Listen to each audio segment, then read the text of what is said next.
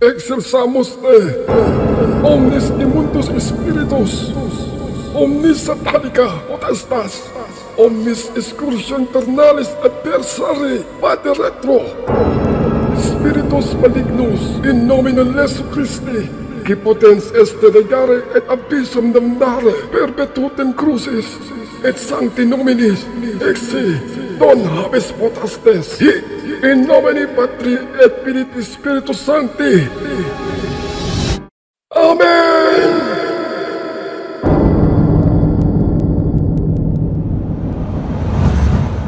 Ako nga po pala si Maricel, isang ina, tubong agusan, at nais kong ibahagi sa inyo ang aming karanasan. Isa itong kwento na hanggang sa ngayon ay gumugulo pa rin sa aking isipan. Hindi ko alam kung matatakot kayo o magtataka sa aming kwento. Pero ito ang ibabahagi ko. Istorya ito ng anak kong si Lisa at ng nilipatan naming bahay na tila naging saksi sa hindi maipaliwanag na kababalaghan. 1995, lumipat kami ng bahay. Hindi naman ito kalakihan. Hindi ko din masasabing ito'y maliit, pero isa itong maaliwalas na tahanang aming nakuha dito sa may Tarlac. Tahimik ang lugar, maganda ang tanawin, at malapit lamang sa papasukang eskwelahan ng anak naming si Lisa. Walang anumang kakaiba noong una. Normal lamang ang lahat. Sabi ko pa nga noon sa asawa ko, napakaswerte naman namin sa bahay na ito dahil nakuha namin ito sa napakamurang halaga at maganda pa. Masaya pa ako dahil sa malawak nitong bakuran na palagi kong tinataniman. Pero ang anak kong si Lisa ang talagang sa amin ang pinakamasaya sa bago naming tahanan. Dahil mas nagustuhan niya ang magandang bakuran na siyang kanyang palaruan. Palagi siyang nakangiti, abala sa paglalaro ng anumang matitipuhan kahit ito ay mag-isa lamang. Araw-araw itong walang ginawa kundi maglaro at magkwento tungkol sa mga bagong kaibigan niya sa may eskwelahan. Napaka-inosente ng anak ko at bilang magulang, masaya ko dahil natutuwa siya sa bago naming buhay at tirahan. Pero sa paglipas ng mga araw at buwan, unti-unti naming napapansin ang mga kakaibang pagbabago sa kanya. Isang gabi, habang nililikpit ko ang hapagkainan, narinig ko si Lisa na parang may kausap ito sa may bintana ng kwarto niya. Sinilip ko ito na napansin ko na bahagyang nakabukas ang bintana, kaya agad akong lumapit para kausapin siya. Naika ko, ay sino ba ang kausap nito? Ngumiti lamang siya sa akin at sinabing, kaibigan. Kausap niya daw ang kanyang kaibigan. Palagi daw siya nitong binibisita, kaya dito ay nagulat ako. Pero iniisip kong baka imahinasyon lamang niya ito. Kasi naman, normal lamang sa bata ang magkaroon ng mga imaginary friends. Kaya hinayaan ko na lamang siya na maglaro mag-isa sa may kwarto niya. Pero gabi-gabi, naririnig ko siya palaging may kausap. Tila masaya at masiglang nakikipagkwentuhan. Na minsan pa nga, nagising pa kami mag-asawa dahil sa malutong niyang mga pagtawa. Na pagdating ng umaga, kinausap ko ang aking anak. Napaalala ko lamang ay hindi ito dapat nakikipag-usap sa hindi nito kilala. Kahit pa na nagpapakilala itong kaibigan niya. Nag-aalala kasi ako na baka may nakakaakyat sa may bakod o bahay namin nang hindi namin namamalayan. Ngunit sumagot siya ng seryoso na hindi daw basta ito estranghero. Dahil ito daw ang palagi niyang kalaro at gabi-gabing nagbabantay sa kanyang kwarto. Dito napaisip ako, sino? Sino ang nagbabantay sa anak ko? Sino? Lumipas pa ang mga araw at mas lalong naging kakaiba ang mga pangyayari. Isang hapon, nakita ko si Lisa nakatayo ito sa aming likod bahay. Nakita ko itong parang may nilalaro. Pero bigla siyang huminto. Saka sumulyap ito sa akin at ngumiti nang makita ako. Nagtataka ako. Bakit at papaano niyang nalamang nakatingin ako, lalo pa ang mismong kinatatayuan ko. Kaya lumapit ako at sinabi sa kanyang, ano ba ang ginagawa nito? Bumaling ito sa kanyang harapan at mayroong itinuturo. Ika niya na ang kanya daw nakalaro ay mayroong nais ituro.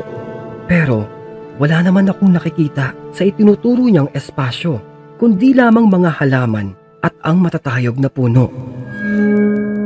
Dito ako biglang nakaramdam ng mabigat at kakaiba. Na kahit maliwanag at mainit ang araw, ay parang may malapig na dumampi sa aking batok. Kinabahan ako, pero hindi ko ito pinakita kay Lisa. Dala ng naghahalong inis at kaba, ay sinabi ko na lamang sa kanya na huwag siyang makipag-usap sa kaibigan niyang hindi ko nakikita. At labis na akong nababahala. Sumunod naman ang anak ko at pumasok kami ng aming tahanan. Pero ang mas nakapagtataka, simula nang mangyari ang araw na iyon, ay bigla nang nagkasakit ang anak ko. Gabi-gabi itong nilalagnat. Dinala namin siya sa may doktor upang mapatingnan. Pero wala naman itong nakikitang iba pang dahilan. Malusog naman daw ang anak ko at huwag lamang mahayaan na ito ay baka naaambunan o ang pawis ay natutuyuan. Sabi pa ng doktor, baka raw ito ay dulot lamang ng stress o baka ay karaniwang sakit lamang ng isang bata. Lumipas pa ang mga araw. Sunod-sunod na ang kakaibang pangyayari na nagaganap. Nasa tuwing ang anak kong si Lisa ay natutulog, ang bahay naman namin ay tila nabubuhay. Ang mga ilaw ay kusang bumubukas sara. Nalalaglag ang mga gamit sa ibabaw ng mesa. Mga kagamitang nag-iiba ng pagkakapwesto at nawawala. Pati na ang dumadaan sa gilid ng aming mga paningin na tila mga anino. Kaya ika ng mister ko, hindi na normal ito. May hindi tama sa bahay naming ito. Isang araw, dumalaw ang lola ni Lisa na si Nanay Amelia. Pagkapasok pa lang niya sa aming bahay ay napanunok na agad ito. Napahawak pa nga sa kanyang dibdib, tila nabibigatan sa kanyang paghinga. At bigla siyang tumigil sa may pintuan at ang buong paligid ay minamasdan. Ika niya, mabigat. May mabigat sa bahay na ito na parang hindi kayo nag-iisa sa may bahay na ito. May iba pang nakatira dito.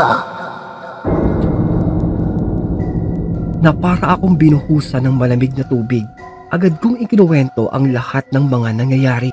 Napailing ang lola ni Lisa at sinabi nito, sa kanyang palagay ay dapat na kaming humingi ng tulong sa may simbahan at aming pabasbasan ang aming tirahan. Sinabi ko ito sa aking asawa na aming ngang naisip na oo nga, dahil sa aming paglipat ay hindi man lang kami nakapagpa-house blessing dahil sa labis na pagkaabala. Kaya pumayag kami na agad namang dumating ang pari kinabukasan. Pero kahit ang pari mismo ay kanyang naramdaman ang mabigat na presensya pagtapak pa lamang nito sa aming pintuan. Wala kaming anumang sinabi tungkol sa mga kakaiba naming nararamdaman, kundi ang pakay na magpabasbas lamang ng aming tahanan. At sinabi pa ng pari na ang kung anumang nasa loob ng aming tahanan ay mahirap na itong paalisin pa dahil may nagpahintulot ditong manatili. At ito ang tanong niya na labis na nagpakaba sa amin, na sino sa aming pamilya ang nagbigay pahintulot sa nilalang na ito. Sino? No. Dito ay nagkatinginan kaming lahat sa may anak ko. Kinausap namin ang anak kong si Lisa at sa gitna ng kanyang lagnat ay may inamin siya na ika niya Isang araw daw ay mayroong kumatok sa aming pintuan. At ito, ang kanyang kaibigan. At dahil kilala niya ang kung sino mang kumatok na bisita, ito daw ay pinapasok niya. Dahil ika daw ng kaibigan nito, nalulungkot na ito at nag-iisa. Hindi ko alam kung matatakot o maaawa ako. Napaka-inosente pa ng anak ko. Sa pag-aakala niyang kaibigan niya talaga ang nilalang na sinasabi niya, ay hinayaan niyang pumasok ito sa aming tahanan. Na dito ko naalala na totoo nga ang sinasabi niya. Dahil nung araw ding iyon, abala akong naglilinis sa may kusina at narinig ko na may kausap ang anak kong si Lisa, na nung una ay akala ko ay may dumating lamang na kapitbahay o bisita o di naman kaya ay kartero ng sulat. Pero nakita kong anak kong si Lisa, nakangiti ito sa harap ng aming pintuang malayang nakabukas. Na mabilis akong lumapit sa kanya at nag-usisa lalo at bakit ang pinto ay kanyang binuksan. Na ito nga ay dahil may kumatok daw na bisita at nang makilala kung sino ang kausap niya, ito ay pinapasok niya dahil ito pala ang kanyang kaibigang hindi namin nakikita.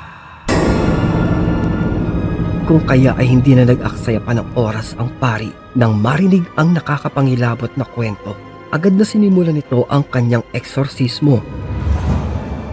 Sa gitna ng pagdarasal ng pari, biglang nagwala ang anak kong si Lisa. Ika niya, hindi niya isusuko agad ang kanyang kaibigan.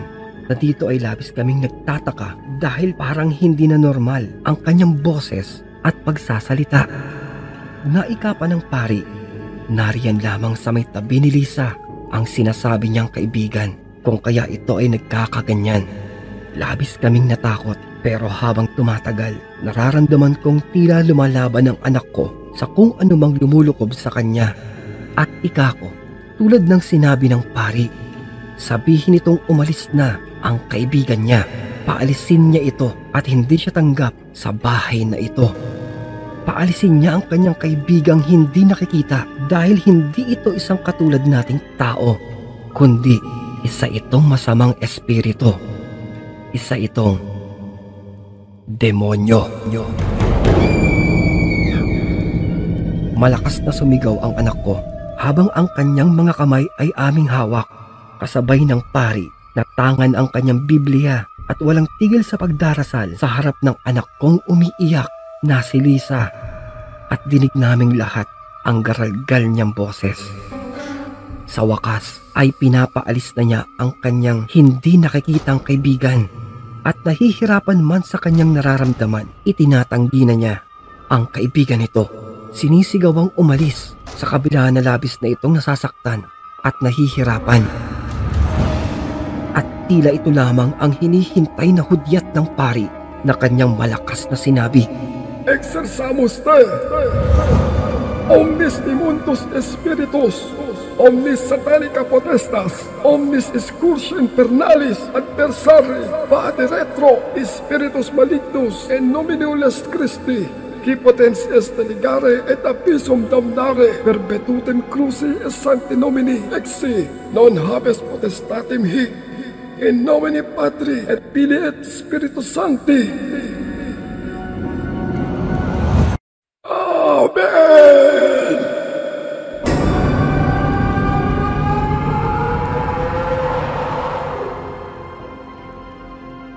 Na matapos ang mahaba at mabigat na dasal ay dumugundong ang aming bahay. Isang malakas na palahaw ang umalingaw-ngaw. Hindi namin alam kung saan ito nanggagaling. Basta may narinig kaming malakas na sumigaw. Lumamig ang hangin. Kumukurap-kurap ang mga ilaw. Hanggang sa tuluyan na itong biglang namatay. Nagdilim ang buong paligid.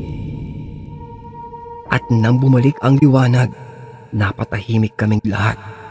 Sumulyap sa amin ang pari. Seryoso ang kanyang muka.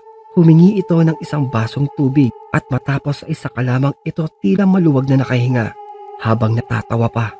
Dahil ikanya, kahit man siya ay labis na kinilabutan at nalunod sa nerbiyos at kaba. Pero sa huli, nagwagi ang aming malakas na pananampalataya at tuluyan ng naitaboy ang kaibigang hindi nakikita.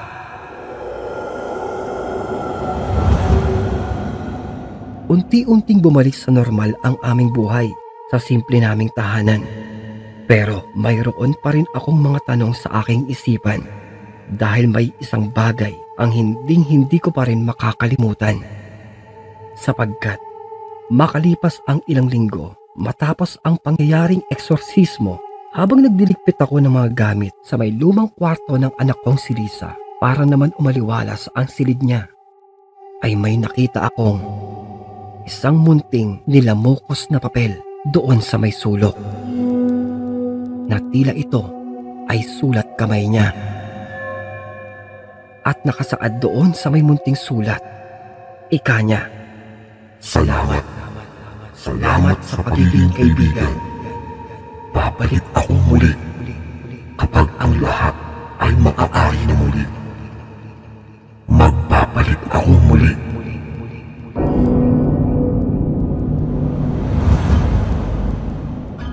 Hindi ko alam kung kailan ba ito isinulat ng anak kong si Lisa, pero malinaw ang mensahe na nag-iwan ng matinding kilabot sa amin magmula sa araw na yon nang ito'y aking mabasa.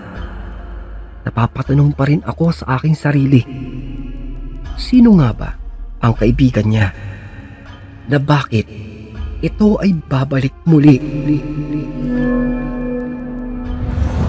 Uy mga kaibigan, maraming salamat sa inyong pakikinig. At kung inyo pong nagustuhan ng ating naitampok na kwento, ay isang napakalaking bagay po ang pagpindot nyo ng like, pag-subscribe para hindi mahuli sa biglang pagsusulputan ng ating mga malakabuting mga kwento. Na napakalaking tulong din po ang pag-iiwan nyo ng positibong mensahe na kung may pagkakataon din na maibigan mo itong maibahagi, pindutin lamang ang ating share button. Isang maliit na abala lamang po, ngunit tatanawin ko po itong napakalaking bagay. Mainit na pagmamahal, taos puso po ninyong pagsuporta at pagtangkilik para sa ating pang mas mahaba pang kwentong katatakutan at kulitan dito lamang po sa ating napakagulong tambayan. At kung nabitin ka pa, silipin lamang ang ating mga kwento at playlist na siyang matatagpuan po sa kaloob-loobang detalye ng ating maliit na channel. Yun lamang po. At ito po ang inyong lingkod na nagsasabi, maraming salamat at magpapasalamat pa pong muli. This is your one and only Kulas, your very own original daily dose of Tagalog horror good vibes na nagsasabing, stay safe and fresh everyone, and always stay awesome. Peace out.